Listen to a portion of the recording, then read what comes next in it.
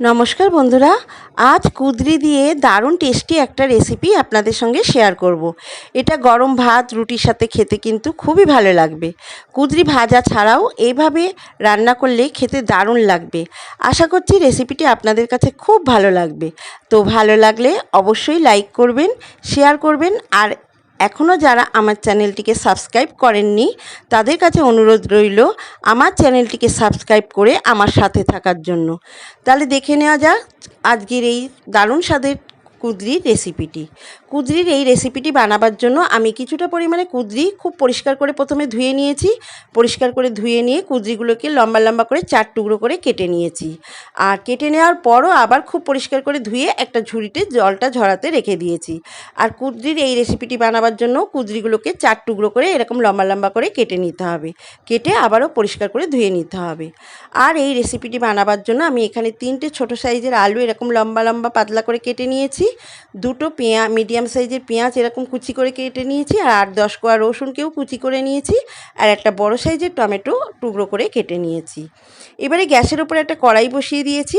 কড়াইটাকে প্রথমে খুব ভালো করে গরম করে নিয়েছি। কড়াইটা গরম হয়ে গেলে কিছুটা পরিমাণে সর্ষের তেল আমি কড়াইতে দিয়ে দিলাম। তেলটাকে বেশ ভালোভাবে একটু গরম করে নেব। প্রথমে তেলটা গরম হয়ে গেলে এখানে আমি যে আলুগুলো কেটে রেখেছিলাম পাতলা পাতলা লম্বা করে, সেই আলুর টুকরোগুলো দিয়ে দেব। কেটে রাখা আলুর আলুগুলো দিয়ে প্রথমে আমি আলুগুলোকে বেশ ভালোভাবে একটু ভেজে নেব। আর আলু ভাজার সময় অবশ্যই একটু হলুদ দিয়ে আমি আলুগুলো ভাজবো। আলু ভাজার সময় হলুদ দিয়ে একটু আলু ভাজবেন, দেখবেন আলু ভাজার কালারটা খুব সুন্দর চলে আসে। এবারে আলুগুলোকে বেশ একটু লালচে করে ভেজে নিচ্ছি। যেই আলুটার গায়ে একটা লালচে কালার, ভাজা ভাজা কালার চলে আসবে, তখন কেটে ধুয়ে রাখা জল ঝরিয়ে রাখা কুঁদরিগুলো দিয়ে দেব। আর কুঁদরিগুলোকে অবশ্যই জলটা ঝরিয়ে নিয়ে তারপরে দেবেন তেলের মধ্যে।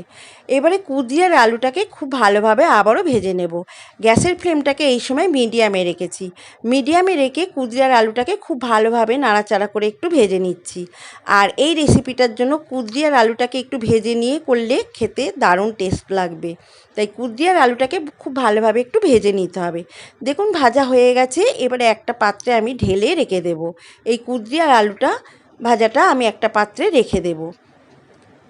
এবারে কড়াইতে আবারও কিছুটা পরিমাণে আমি সর্ষের তেল দিয়ে দেব। আরও 2 চামচ মতো সর্ষের তেল আমি দিয়ে দিলাম। দিয়ে তেলটাকে খুব ভালো করে গরম করে নিয়েছি। তেলটাকে খুব ভালো করে গরম করে নিয়ে আমি এখানে হাফ চা চামচের থেকে একটু কম গোটা জিরে ফোড়নের জন্য দিয়ে দিলাম। ফোড়নটাকে একটু ভাজা ভাজা করে নেব। ফোড়নটা যখন একটু ভাজা ভাজা হয়ে যাবে, তখন যে রসুন কুচিগুলো আমি কুচি করে রেখেছিলাম, রসুনের কোয়াগুলো, সেই রসুন কুচিটা দিয়ে দিলাম। রসুন কুচিটাকে তেলের সঙ্গে একটু নাড়াচাড়া করে পেঁয়াজ কুচিটা দিয়ে দেব। পেঁয়াজ কুচি আর রসুন কুচিটাকে একটু ভাজা ভাজা করে নেব, যতক্ষণ না পেঁয়াজের গায়ে একটা লালচে কালার চলে আসছে, একটু ভাজা ভাজা কালার চলে আসছে। পেঁয়াজটাকে বেশ সময় ধরে আমি পেঁয়াজ রসুনটাকে বেশ ভালোভাবে ভেজে নিয়েছি। দেখুন একটা লালচে কালার চলে এসেছে। এবারে যে টমেটোটা আমি কুচি করে রেখেছিলাম, টুকরো করে কেটে রেখেছিলাম, সেই টমেটো টুকরোগুলো দিয়ে দেব। টমেটো টুকরোগুলো দিয়ে পেঁয়াজ আর রসুনের সঙ্গে খুব ভালোভাবে একটু ভেজে নেব। আর গ্যাসের ফ্লেমটাকে এই সময় অবশ্যই লোতে রেখে আমি সমস্ত কিছু ভেজে নিচ্ছি। এবারে এখানে আমি গুঁড়ো মশলাগুলো দিয়ে দেব। দিয়ে দিলাম হাফ চামচের থেকে একটু কম হলুদ গুঁড়ো, হাফ চামচের থেকে একটু কম লঙ্কার গুঁড়ো, স্বাদ মতো লবণ দিলাম। আর দেব হাফ চামচের থেকে একটু কম জিরে গুঁড়ো। এখানে চাইলে আপনারা ধনে গুঁড়োও দিতে পারেন, আমি আর ধনে গুঁড়োটা দিলাম না। সমস্ত গুঁড়ো মশলাগুলো দিয়ে পেঁয়াজ টমেটো রসুনের সঙ্গে খুব ভালোভাবে কষিয়ে নেব। দেখুন মশলাগুলো বেশ খানিকটা কষে এসছে। এবারে সামান্য পরিমাণে মশলা কষাবার সময় আমি একটু জল দিয়ে দিলাম। মশলা কষাবার সময় যদি একটু জল দিয়ে মশলাটা কষানো হয়, তাহলে মশলাটা কিন্তু পুড়েও যায় না, আর সেই রেসিপিটা খেতেও বেশ সুন্দর লাগে। তাই মশলা কষাবার সময় অবশ্যই একটু জল দিয়ে মশলাটা কষাবেন। এবারে এখানে সামান্য পরিমাণে একটু চিনি দিলাম। এই রেসিপিটায় সামান্য একটু চিনি দেবেন, দেখবেন খেতে বেশ ভালো লাগবে। আর যারা চিনি দিতে একেবারেই পছন্দ করেন না, তারা দেবেন না। এবারে চিনিটাকে দিয়েও খুব ভালোভাবে সমস্ত কিছু মশলাটা কষিয়ে নিলাম। দেখুন মশলা থেকে তেল ছেড়ে দিয়েছে, মশলাটা একদম কষানো হয়ে গেছে। মশলাটা কষানো হয়ে গেলে ভেজে রাখা আলু আর কুঁদরিগুলো দিয়ে দিলাম।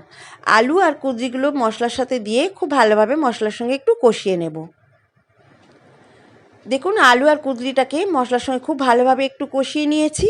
কষিয়ে নিয়ে এবারে আমি এখানে দিয়ে দেব দুটো পাকা কাঁচা লঙ্কা। পাকা কাঁচা লঙ্কা দুটো দিয়ে আবারও একটু কষিয়ে নেব। আর আমি এখানে 2 চামচ মতো জল দিয়ে দিয়েছিলাম, অ্যাড করে দিয়েছিলাম। আপনারা খুব কম পরিমাণে জল দেবেন। আমি 2 চামচ মতো জল দিয়ে দিয়েছিলাম। দিয়ে ঢাকা দিয়ে গ্যাসের ফ্লেমটাকে লো করে দিয়ে এটাকে একটু সেদ্ধ হতে দেব, মানে রান্না হতে দেব। দেখুন আলুগুলো আমার সেদ্ধ হয়ে গেছে আর কুঁদরিগুলোও সেদ্ধ হয়ে গেছে। 2 মিনিট আমি ঢাকা দিয়ে রেখেছিলাম। সমস্ত সবজি কিন্তু খুব ভালোভাবে সেদ্ধ হয়ে গেছে। দেখুন আমার কুঁদরির রান্না প্রায় হয়ে এসেছে।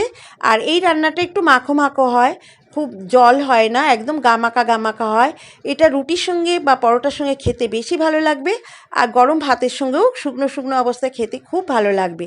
বা আপনারা ডালের পাতেও এটা খেতে পারেন। দারুণ টেস্টি হয় এই কুঁদরির রেসিপিটা। দেখুন আমার এই কুঁদরি রেসিপিটা একদম তৈরি হয়ে গেছে। এবারে আমি গ্যাসটাকে অফ করে দিয়ে একটা পাত্রে সার্ভ করে দেব। আমি আজকের এই কুঁদরি রেসিপিটা প্রথম বানালাম আর এত টেস্টি খেতে হয়েছে বন্ধুরা, কি বলবো, ভীষণ সুন্দর খেতে হয়েছিল।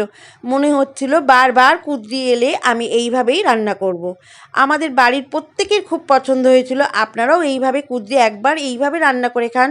কুঁদরি তো আমরা সবসময় ভাজা করেই খাই, কিন্তু একবার এইভাবে আলু দিয়ে রান্না করে খেয়ে দেখুন। রুটির সঙ্গে এটা ভীষণ ভালো লাগবে আর গরম ভাতের সঙ্গেও কিন্তু খুব ভালো লাগবে। আর এই রেসিপিটা কিন্তু একদম গামাকা গামাকা, একটু শুকনো শুকনো হয়, খেতে দারুণ টেস্টি হয়। আমার আজকের এই কুঁদরি রেসিপিটি যদি ভালো লাগে তো অবশ্যই একটি লাইক করবেন।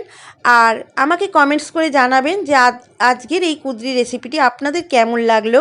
যদি ভালো লাগে আপনারাও বাড়িতে বানাবেন। আর বাড়িতে বানালে খেয়ে কেমন লাগলো কমেন্টসে আমাকে লিখে জানাতে ভুলবেন না।